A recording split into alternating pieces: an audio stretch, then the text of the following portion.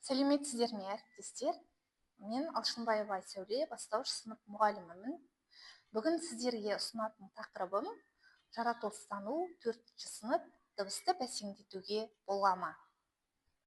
Оқыту мақсаты 4-ші сынып табиғат физикасы бөлімі 3-ші бөлімшенің 1-ші реттілігі.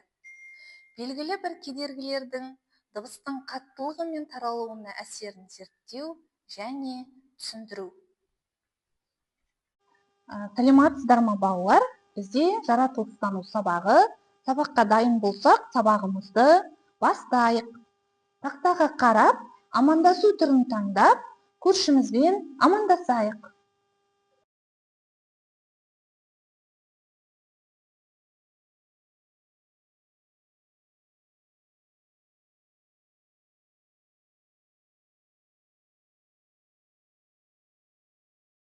Ал балалар, амандасып болсақ, барлығымыз маған назар аударайық, иә? Қане, мына дыбыстарды тыңдайықшы.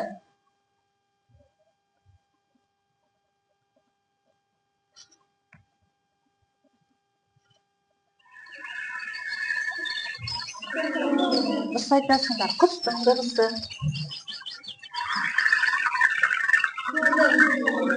Судың дыбысы.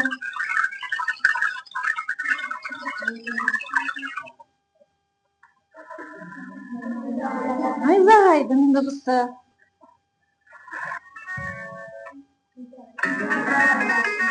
Гитараның дыбысы.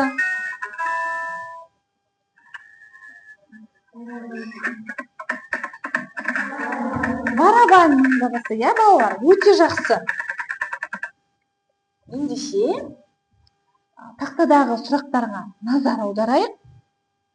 Осы естіген дыбыстарымызды қалай жіктеуге, қалай бөлуге болады? Қалай жіктер едіңдер? Бірінші, айта ғой.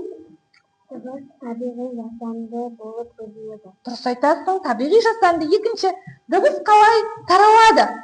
Ұлданат. Дыбыс толқындармен таралады. Өте жақсы. Үшінші сұрақ, дыбыс қандай агрегаттық күйлерде таралады? Дыбыс қатты, сұйық, газ түрлерде, агрегаттық түрлерде таралады. Оқушылар, алған білімдерімізді қорытындылап, жарық және дыбысты топтастырайықшы. Тәмен келе ғой. Дыбыс толқындары барлық бағытқа таралады. Бұл бізде әрине дыбысқа барады. Өте жақсы. Отыра ғой. Нұрсұлтан, кел. 3 агрегаттық күйдегі дыбыс толқындары таралады. Ұстай ғой. Ұстай ғой. Өте жақсы. Отыра ғой. Келесі. Айару, кел. Жаңғырады бұл бізде. Өте жақсы. Отыра ғой. Келесі, келе қойыңдар. Нұргелді, келе ғой. Жұтылады. Бұл жарық па балалар? Жұтылатын? Дұрыс па? Қалай ойлайсыңдар? Жақсы, дұрыс. Отыра ғой. Келесі. Амен, келе ғой. Тегіс жылтыр бетте шағылады. Бұл бізде әрине жарық. Дұрыс айтасың. Отыра ғой. Әділбек, келе ғой.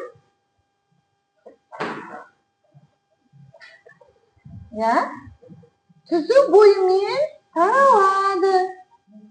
Дұрыс. Отыра ғой. Келесі қарсы бетте шағылады. Айда, келе ғой.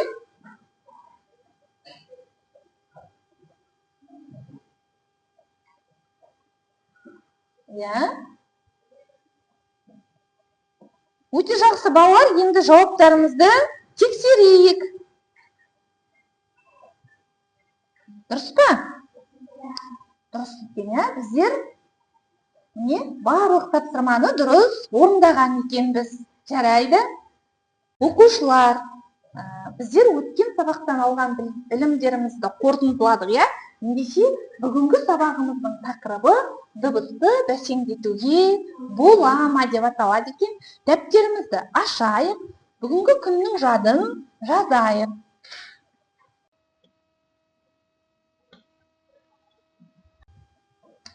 Балалар, денемізді түзу ұстап, әдемі етіп жазамыз.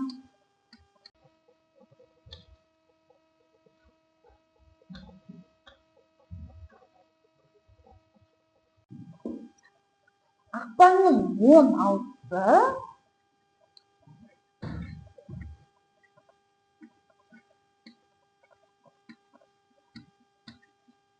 дыбысты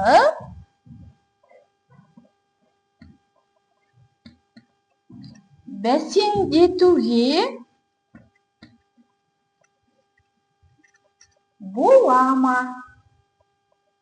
Қатесіз жазамыз, балалар.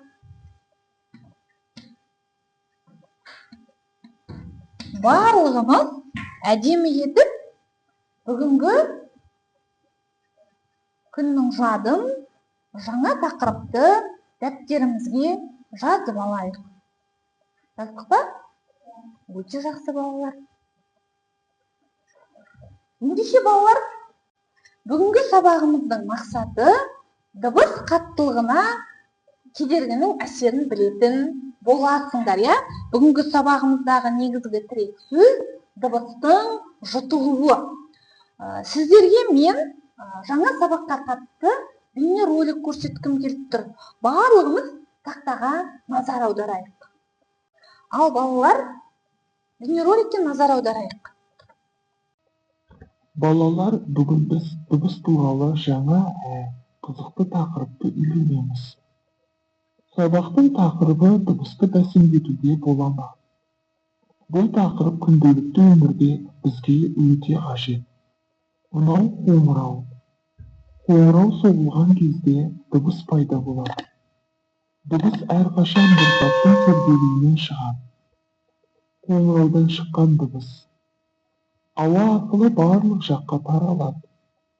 Бұл таралу дыбыс толқындары арқылы жүреді. Сондықтан дыбысты біз алыстан да ести аламыз. Кейбір дыбыстар өте қатты болады. Қатты дыбыс құлаққа жағымсыз әсер етеді және адамды мазалайды. Сондықтан бала құлағын жауып тұр. Ал енді ойланып көрейік. Егер дыбыс тым қатты болса, оны азайтуға немесе бәсеңдетуге бола ма? Қалың перде дыбысты жақсы ұстап қалады. Дыбыс толқындары пердеге тигенде әлсірейді және бәсеңі естіледі. Сондықтан перде бар бөлме тыныш болады. Кілем де дыбысты сіңіретін затқа жатады. Кілем төселген бөлмеде дыбыс қатты жаңғырық бермейді. Бұл дыбысты бәсеңдетуге көмектеседі. Губка мен көбік өте жұмсақ заттар. Олар дыбыс толқындарын жұтып алады. Сондықтан дыбыс әлдеқайда төмен естіледі. Ал қатты қабырға дыбысты сіңірмейді. Дыбыс қабырғаға соғылып, кері қайтып келеді. Сол себепті дыбыс қаттырақ шығады. Бос бөлмеде дыбыс қатты естіледі. Себебі дыбысты ұстап қалатын зат жоқ. Ал жиһаз қаттырақ шығады. Бос бөлмеде дыбыс қатты естіледі. Себебі дыбысты ұстап қалатын зат жоқ. Ал жиһаз, кілем, перде бар бөлмеде дыбыс әлдеқайда тыныш болады. Құлаққап та дыбысты бәсеңдетеді. Ол сыртқы шуды азайтып, құлақты қорғайды. Сондықтан оны қатты дыбыс кезінде қолданамыз. Орманда дыбыс өте тыныш естіледі. Себебі ағаштар, жапырақтар дыбысты сіңіреді. Табиғатта дыбыс өздігінен бәсеңдейді. Қалаларда көлік шуы көп болады. Сол үшін жол бойына арнайы дыбыс бөгеттері орнатылады. Олар шуды азайтуға көмектеседі. Енді кішкентай тәжірибе жасап көрейік. Дыбыс шығаратын затты матаға немесе қорапқа жабайық. Дыбыс бірден бәсеңдейді. Бұл неліктен болады? Өйткені жұмсақ заттар дыбыс толқындарын сіңіреді, ал дыбыс күші азаяды. Үйде перде, кілем, жастық көп болса, бөлме тыныш болады. Бұл заттар дыбысты бәсеңдетуге көмектеседі. Дыбыс толқындары жұмсақ заттарға тиген сайын әлсірей береді. Соңында дыбыс жай ғана естіледі. Сонымен дыбысты бәсеңдетуге болады. Ол үшін жұмсақ заттарды қолданамыз. Енді оқушы. Жақсы балалар, міне бейне роликпен таныстық, иә? Бүгінгі сабақ сіздерге түсінікті болды деп ойлаймын. Ендеше қазір мен сіздерге мынандай бір жұптық жұмыс орындатқым келеді. Жұптық жұмысты орындатпас бұрын балалар, оның алдында сіздерге бүгінгі сабақтың басында бағалау бетшесі таратылып берілді, иә? Бұл бағалау бетшесінде дескрипторлар жазылған, бүгінгі сабақта сай алатын балдарыңыздың дескрипторы жазылған, иә? Соған сәйкес сіздер бүгінгі сабақта міне 10 балды жинап шығуларыңыз керек, иә? Ең бірінші міне жұптық жұмыстың дескрипторлары көрінген. Біздер міне алдымен жұптық жұмысты орындаймыз. Топтарына бере қойыңдар жұптарға. Ал жұптық жұмыспен танысамыз және жұптық жұмысты орындаймыз.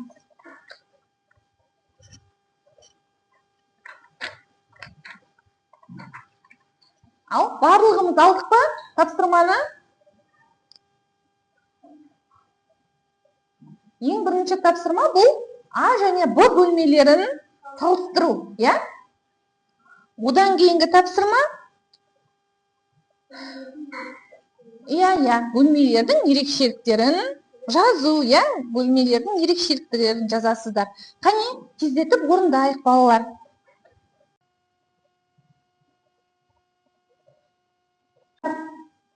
Міне осы жұптық жұмысты орындап бастағанда мен 3 минутқа уақыт қойдым, иә? Уақыт болған кезде бізге белгі береді. Тапсырманы орындауды аяқтаймыз. Жарай ма? Қане, жұптасып тапсырманы орындайық. Бірінші бос бөлмені салыстырып аламыз. Бос бөлмеде, яғни А бөлмесінде, Б бөлмесінде қандай ерекшеліктер бар екенін жазамыз, иә? Одан кейін жұптармен талқылап отырып, төмендегі сұрақтарға жауап беретін боламыз.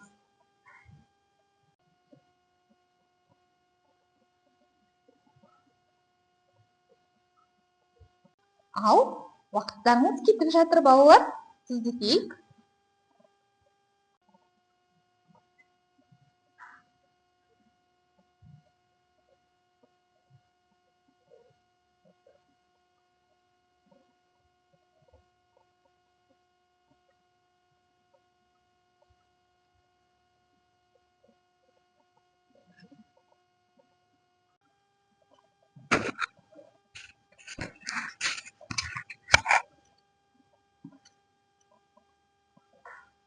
Аз ғана уақытымыз қалды, балалар. Тапсырманы орындау қиын болып жатқан жұптар бар ма бізде? Барлығымыз орындай алып жатырмыз ба? Өте жақсы. Бірігіп, ақылдасып орындаймыз.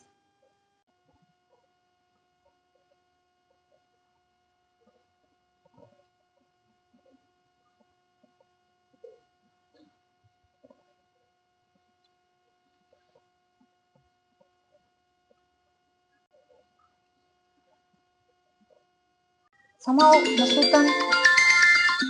Ал балалар, міне, сіздегі берілген уақыт болды. Тапсырма орындауды аяқтаймыз.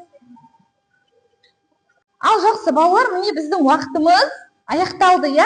Ендеше сіздердің жұптық жұмыстарыңызды тексерейін. Міне бірінші топтан маған Алихан мен Нұржайна дайындалып тұр. Қане, айта қойыңдар. Иә? Микрофонды қоя қойсаң. Иә? Біз А бөлмесі мен Б бөлмесін салыстырдық. Иә? А бөлмесінде бос қабырға, перде жоқ, кілем жоқ, жиһаз жоқ, диван жоқ. Барлығыңызда солай ма? Тексеріп отырамыз. Ал Б бөлмесінде диваны бар, жиһаздары бар, кілемдері бар, және дыбыс жұтылады. Өте жақсы. Келесі сұрағын оқи ғой тездетейік. Қай бөлмеде жаңғырық қаттырақ болады? А бөлмесінде жаңғырық қатты болады, себебі дыбыс жұтылмайды. Қай бөлмеде дыбыс жақсы естіледі, неліктен? Бұл бөлмесінде дыбыс жақсы естіледі, себебі дыбыс жұтылады. Солай ма балалар сіздерге де? Өте жақсы, Дыбыстың жұтылуы дегеніміз бұл дыбыс толқындарының жұмсақ заттарға жұтылуы. Дұрыс, өте жақсы. Отыра қойыңыздар. Екінші топтан кел. Аян мен Аяру оқи қойыңыздар. Ортаңызда отыра. Біз бөлмелердің ерекшеліктерін тізіп жаздық. А бөлмесі перде жоқ, бос қабырға, бос жер. Сол үшін жаңғырық болады. Б бөлмесі кілем бар, жиһаздар бар, жаңғырық болмайды. Сіздерде де солай ма? А бөлмесінде жаңғырық болады. Себебі дыбыс шағылады. Қай бөлмеде дыбыс жақсы естіледі, неліктен? Б бөлмесінде жақсы естіледі, себебі жұмсақ затқа сіңуі. Дыбыстың жұтылуымыз дегеніміз бұл толқындардың жұмсақ затқа жұтылуы, яғни сіңуі. Балалар, өте жақсы, Сіздерде де осылай ма? Осылай ортадыңыздар ма? Жақсы. Үшінші топтан кел. Кәусар мен Наурыз қорғағысы келіп тұр ма? Қорғай қойыңдар. Бөлмелердің ерекшеліктерін тізіп жаздық. А бөлмесінде бос қабырға, бос еден, бос терезелі бар. Б бөлмесінде жиһазы бар, жұмсақ диван, кілемі бар.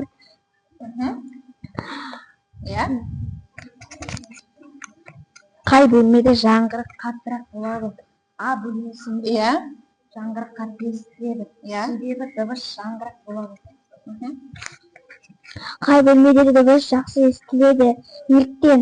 Б бөлмесінде жаңғырық болмайды, себебі жаңғырық дыбыс жұтылады. Дыбыс жұтылу дегеніміз дыбыс толқындарының жұмсақ заттарға жұтылуы. Өте жақсы балалар, жарайсыздар. Не? Бізде барлығыңызда осылай ма, жұптық тапсырма тексеріп отырдыңыздар ма оқыған кезде? Өте жақсы. Өте жақсы орындағансыздар жұптық жұмысты. Ендеше дескриптор бойынша ұпайларымызды алайық. Егер сіздер А бөлмесінің ерекшелігін жазған болсаңыздар, 1 ұпай деп жазамыз бағалау бетшесіне. Салдық па? Егер сіздер Б бөлмесінің ерекшелігін жазған болсаңыздар, 1 ұпай деп жазамыз. Сіздер қандай бөлмеде дыбыс жаңғыратынын жаза білсеңіздер, 1 балл. Қандай бөлмеде дыбыс жақсы естілетінін жазсаңыздар, 1 балл. Дыбыстың жұтылуы не екенін білсеңіздер, қорытынды жасай алсаңыздар, 1 балл. Мен жаңа кейбір жұптарда ол жердің орындалмағанын байқадым, онда 0 ұпай береміз. Ол жерге, егер қорытынды дыбыстың жұтылуына жасалмаса, ол жерге балалар 0 ұпай береміз. Жаздық па? Өте жақсы.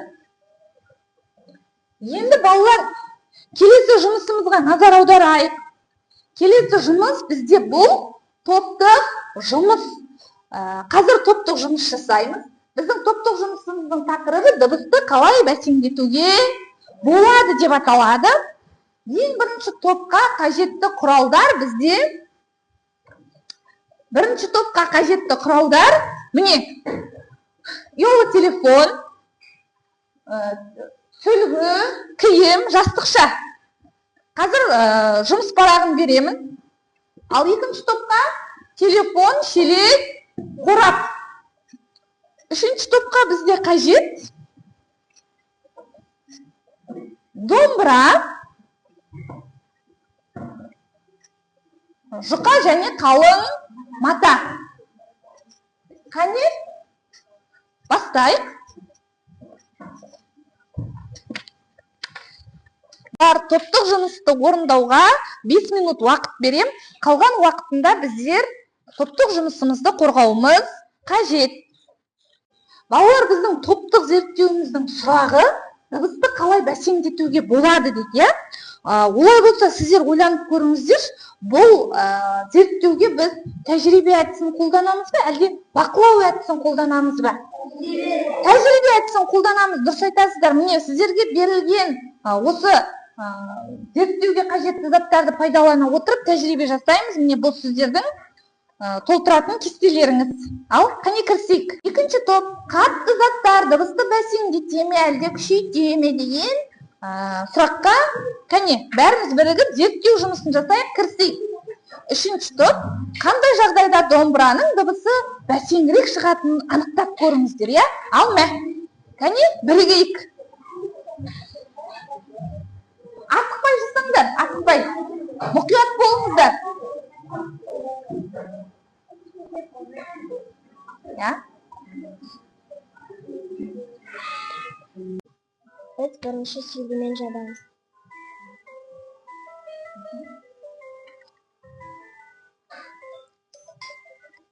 Ya.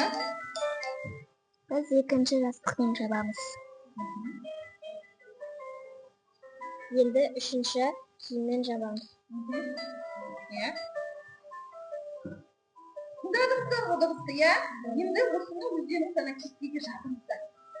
Ya. Birinchi telefonni qorabqa solamiz.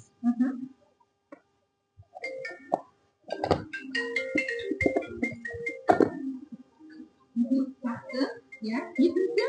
Ikkinchi telefonni shilibga solamiz.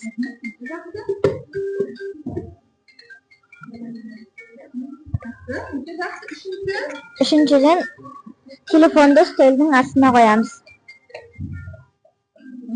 O'ta yaxshi ya bolalar. Endi do'stligimizni ko'rsatib kestiga jardimizda. Dombrani joy toptadi. O'ta yaxshi. Do'stlik tursinda. Ikkinchi Dombrani matamen o'raydi. ya, matamen o'rab tortadi deydi ya. Ya, sen tortaver kim matamen sen ne isteysan jaba qo'y ya, aytadi.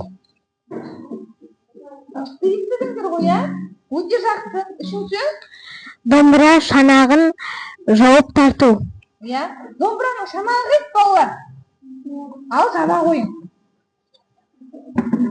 Ziqovat kirgizib qo'ysanglar bo'ladi ya. Chekning ostidan. Ya, al endi tortib ko'ring. Do'stlikdir qo'y ya. Al endi natijani kestiga yozamiz, tezlatamiz.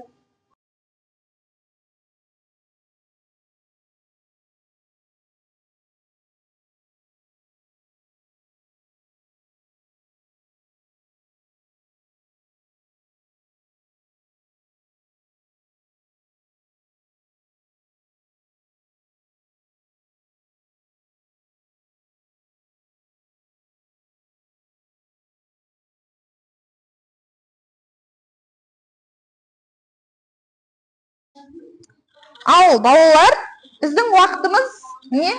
Аяқталуға жақын, міне аяқталды. Топтық жұмысты тоқтатамыз. Biz dыбысты қалай бәсеңдетуге болады деген жұмыс жасадық. Дыбыс көзін сүлгімен жабу. Дыбыс көзі жай шығады. Нәтиже: дыбыс жұтылады. Дыбыс көзін жастықпен жабу. Дыбыс көзі өте қатты әлсірейді. Нәтиже: дыбыс жұмсақ затқа жұтылады. Дыбыс көзін киіммен жабу. Дыбыс көзі жай. Нәтиже: дыбыс жұтылады. Қорытындылық: ең көп дыбысты жұтқан жастық, себебі ол жұмсақ және қалың. Өте жақсы. Екінші топ қандай? Біз қатты заттар дыбысты бәсеңдете ме, әлде күшейте ме деген жұмыс жасадық. Дыбыс көзін шелекпен жапқан кезде дыбыс қатты шықты. Нәтижесінде дыбыс шағылады. Ал дыбыс көзін қораппен жапқан кезде дыбыс бәсеңдеді. Нәтижесінде қорапты дыбысты жұтады. Үстел астында дыбысты шығару арқылы біз дыбысты қатты естідік. Сол нәтиже арқылы біз дыбысын шағылатынын білдік. Қорытынды: қатты заттар дыбысты шағылдырады. Өте жақсы. Қатты заттар дыбысты шағылдырады. Қандай жағдайда домбыраның дыбысы бәсеңдірек шығады? Домбыраны жай тартқанда дыбыс қат шықты. Нәтиже ашық дыбыс. Домбыраны матамен орап тартқанда дыбыс жұтылды. Нәтиже мата дыбысты жұтып алады. Домбыра шанағын жауып тартқанда дыбыс шықпайды. Нәтиже дыбыс таралмайды. Қорытынды: домбыраға жұмсақ зат жабылғанда дыбыс бәсең шығады, себебі дыбыс жұтылады. Өте жақсы балалар, топтық жұмысты өте жақсы орындаған екенсіздер, иә? Орындарыңызға отыра қойыңыздар. Ендеше балалар, дескрипторға жаңағы бағалау бетшесіне өзіміздің балымызды жазып алайық, иә?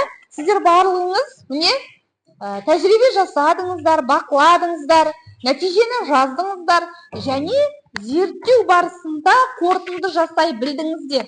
Ендеше 3 балдарыңызды бағалау бетшесіне жазып аламыз.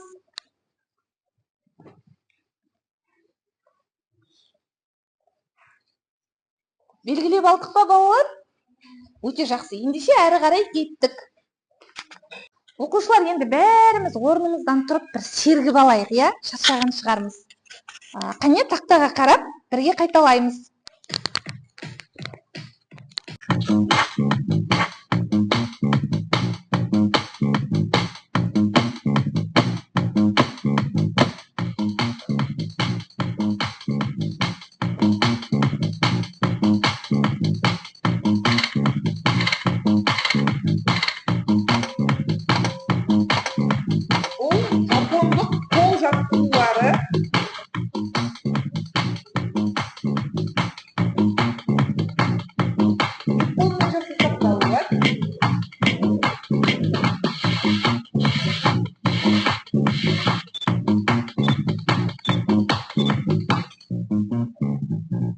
Өте жақсы, жарайсыздар. Ал соғамыз.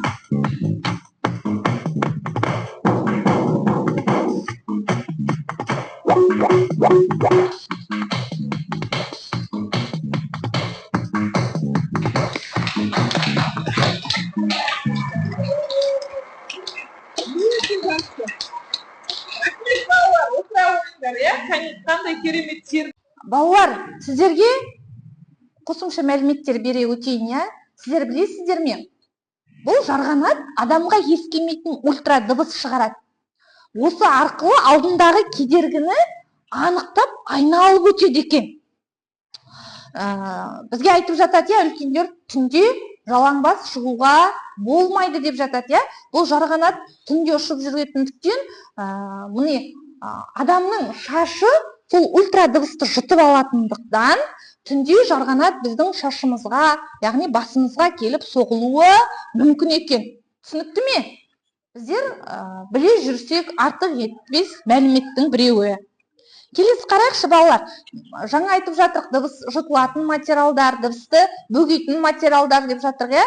Міне, бұл дыбысты жұтатын материалдар. Бұл материалдар балалар жаңғырықты азайтады, бөлме ішіндегі шуды бәсеңдетеді екен. Минералды мақта, акустикалық панельдер, поролон, ковролин кілем жабындылары көріп отырғандарыңызда, иә? Екінші, бұл құрылыста қолданылатын дыбысты өткізбейтін материалдар екен. Бұл жерде гипсокартон мен оған оқшаулағыш қабат қосылып жасалады. Қалың бетон қабырға, кірпіш қабырға, тығыз есік және 2 қабатты немесе 3 қабатты терезелер дыбысты өткізбейтін материалдарға жатады екен.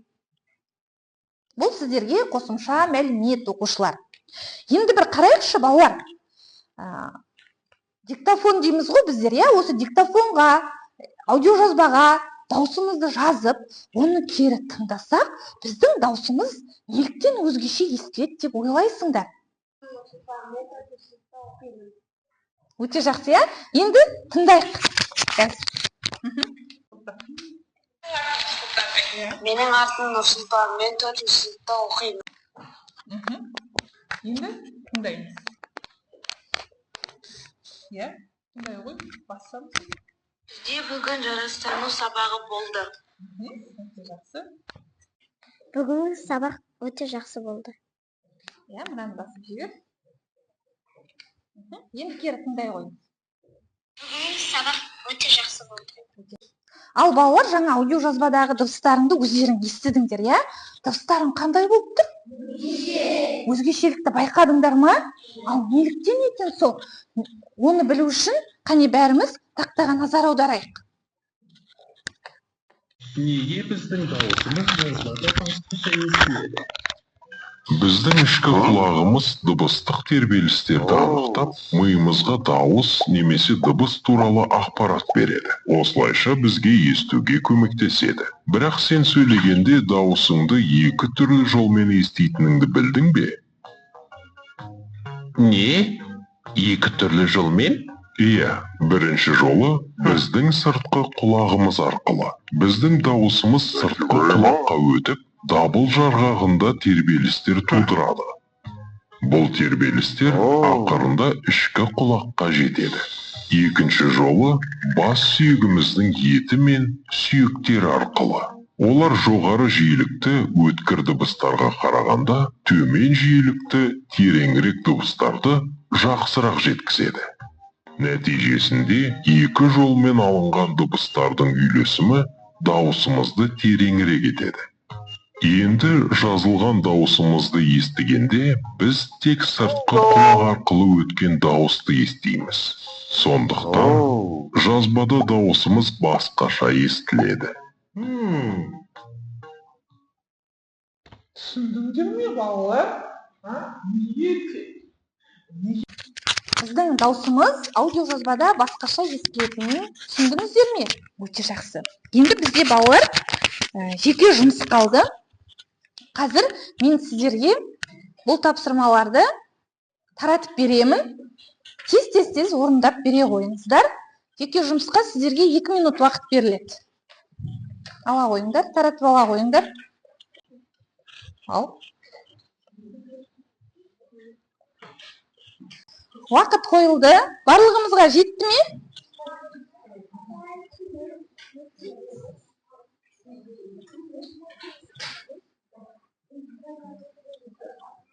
Ал оқушылар, жеке жұмысты орындайтын уақытымыз болды, я? Ендеше тоқтатамыз. Бізде бұл жеке жұмыста жағдаяттық тапсырма берілген, я? Сен дыбыс жазу студиясының мамансың. Жаңа дыбыс жазу студиясы салынып жатыр. Бірақ көршілер қатты шуға шағымдануда. Сенің міндетің дыбысты сыртқа шығармайтын және іште жаңғырық тудырмайтын ең тиімді материалды таңдау. Сіздерге бірнеше материал берілген, соның ішінен 3 материал таңдадыңыздар ма? Я, жақсы, және не үшін таңдағаныңызды жазып өтесіз, я? Енді балалар, барлығымыз оқылған жауапты мұқият тыңдап, тексеріп отырамыз. Өзіміздікі соған сәйкес пе? Жарай ма? Және қазір дескрипторға сәйкес балымызды аламыз. Алихан, оқи қой кет. Мен таңдаған 3 материал. Біріншісі поролон, екіншісі барқыт перделер, үшіншісі кілем. Себебі бұл материалдар дыбыстың жұтылуына көмектеседі. Олар жұмсақ заттар дыбысты жұтады. Өте жақсы. Алихан 2 балл алуға лайықты жұмыс жазған. Сіздер өздеріңіздікі осыған сәйкес келсе, 3 материалда, яғни поролон, барқыт перде, кілемді дұрыс таңдаған болсаңыздар 1 ұпай, не үшін жазған, яғни себебін жазған болсаңыздар 1 ұпай, жазбаған болсаңыздар 0 ұпай аласыздар.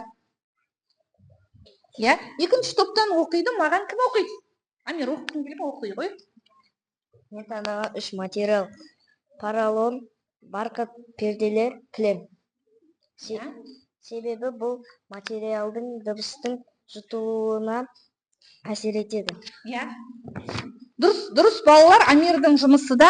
Сіздердікі осыған сәйкес болса, 2 ұпайларыңызды қоясыздар. Егер себебін жасалмасаңыздар, немесе материал таңдауда қателескен болсаңыздар, 0 деп дескриптордың тұсына балымызды қоямыз. 3-ші топтан кім оқиды?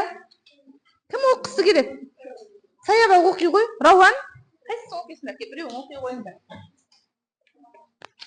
Қане? Ал. Оқи ғой. Сен айта бер. Мен таңдаған 3 материал поролон, барқыт перделер, кілем. Иә. Ал себебін таңдаған әсер етеді. Әсер етеді, иә. Дұрыс, Саябақтікі дұрыс. Енді Рауандікін тыңдаймыз. Иә. Мен таңдаған 3 материал поролон, кілем, ағаш. Себебі бұл материалдар дыбыстың жұтылуына акустикалық жұқашыны. Бұл жерде Рауан бізде қателесіпті, балалар. Таңдаған материалға ағашты кірістіріп қойыпты, иә. Ағаш дыбысты жұта ма? Жоқ, жұтпайды әрине, иә. Және себебін жазған кезде де қателескен екен, иә.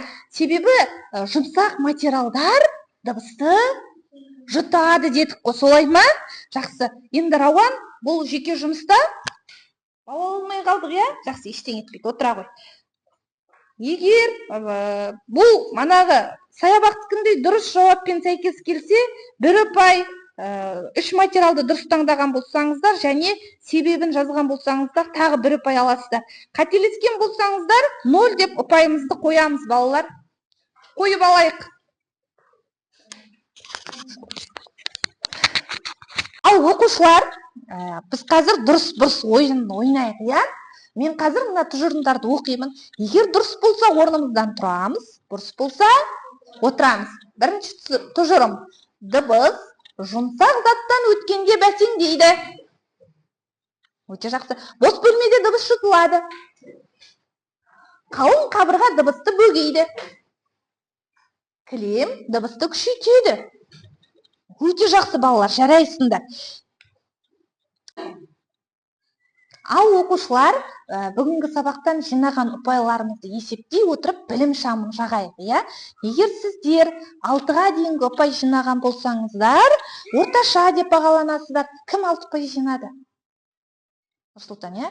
Жақсы, Нұрсұлтан, келесі сабақта жақсы деген деңгейге көтерілетін боламыз.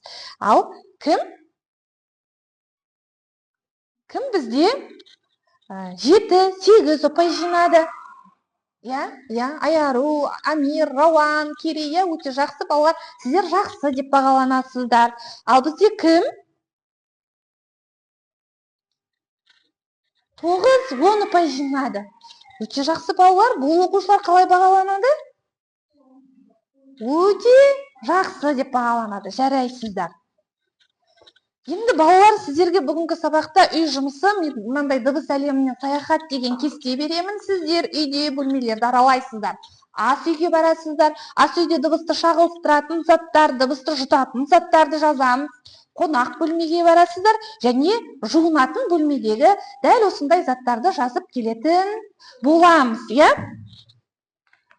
Балалар, егер сіздерге бүгінгі сабақ түсінікті болса, қолдарыңыздағы стикерге аттарыңызды жазып, маған барлығы түсінікті, сұрағым жоқ деген бағанға жабыстырайық. Ал егер кейбір мәліметтерді түсінбесеңіздер, ортасындағы сары түсті мен кейбір мәліметтерді түсінбедім деген бағанға жабыстырамыз. Ал егер тіпті түсінбесеңіздер, сұрақтарыңыз көп болса, қызыл түсті соңғы бағанға жабыстырамыз. Тез кел жабыстыра қояйық.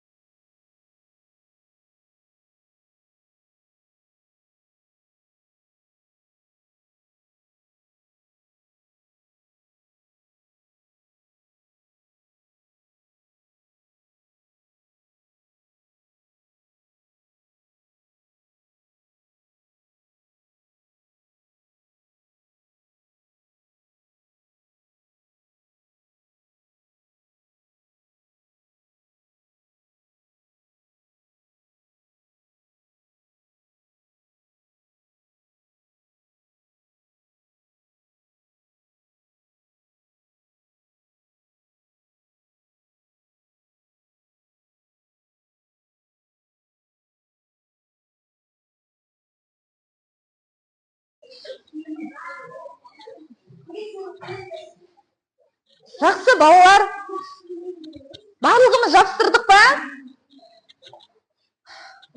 Барлығыңыз түсінікті сұрағым жоқ депсіздер, бізде кейбір мәліметтерді түсінбей қалған Керей екен, иә? Жарайды, Керейдің сұрақтарына алдағы жаратылыстану сабақтарында да жауап беретін боламыз, иә? Ендеше біздің бүгінгі сабағымыз аяқталды.